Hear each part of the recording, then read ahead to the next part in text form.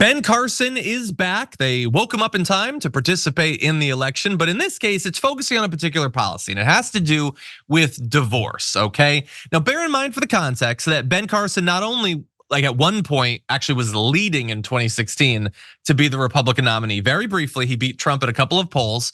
He is supposedly on Trump's shortlist to be VP, although he has not been talked about much recently.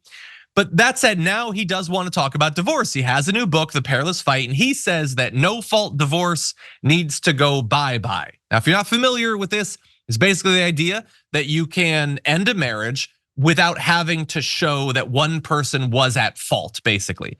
That in the same way that you're just allowed to start a marriage, you're just allowed to end a marriage. And for many people, especially younger people, you might think, well, isn't that just the way it is? Well, yeah, generally now. But it wasn't until not that long ago. It was actually 1969 when the first no-fault divorce law was actually passed by Reagan, no less. And here's what Ben Carson has to say about it. He says, for the sake of families, we should enact legislation to remove or radically reduce incidences of no-fault divorce. The reason this matters is that no-fault divorce legally allows marriages to end much more quickly than in previous decades. By the way, I apologize for not doing an impersonation. If I did the sleepy voice, I might get sleepy and I can't afford to do that.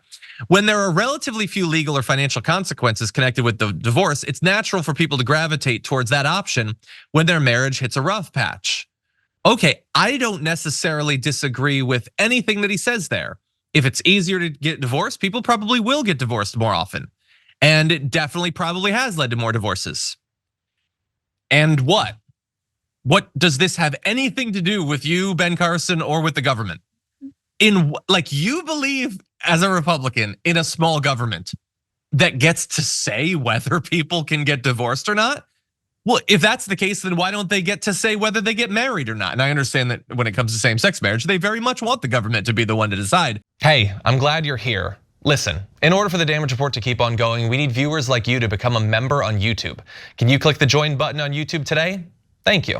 If you want to get married, you get married, assuming you're of age. If you want to get divorced, I say you get divorced. Who the hell is the federal government or the state government to stand in the way of that?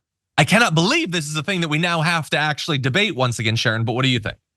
There is no debate, and I frankly want to check on Candy Carson, his wife, since, I think 75, they got married. Is she okay? I do want to do a welfare check on her because Ben Carson, it's like he pops up every now and then and just scares the hell out of us, whether he's saying slavery was good for the country, or now this, divorce should be harder. Divorce should be whatever you want it to be. We can talk about religion or personal morals or whatever else you want to talk about, but two people enter into a union or contract or both, okay? And then they can decide when they wish to leave it. It's none of our business. Yeah, sometimes I just do not understand the reason you can have people like Ben Carson say this and take the other positions that they do that make no logical sense is you have to understand that these people have preferences, as all people do, but they assume their preferences are special and magical and shiny. And that's what everyone should live with. Even if it has no philosophical connection to the government, even if that's just the way you like your life.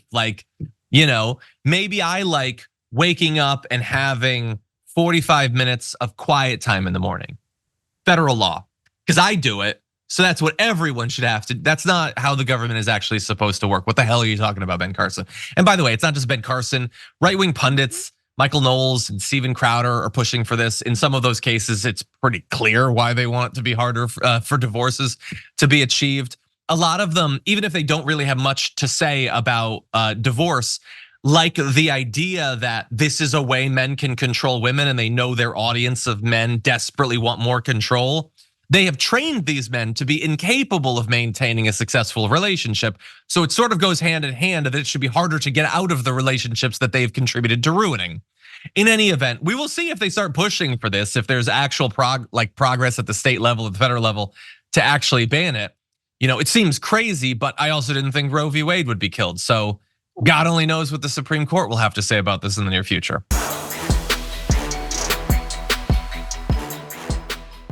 Thank Thanks for watching our video. Did you know that you can support our show by becoming a subscriber? Just click the subscribe button and also ring the bell so that you get notifications when we're live or when we post new content.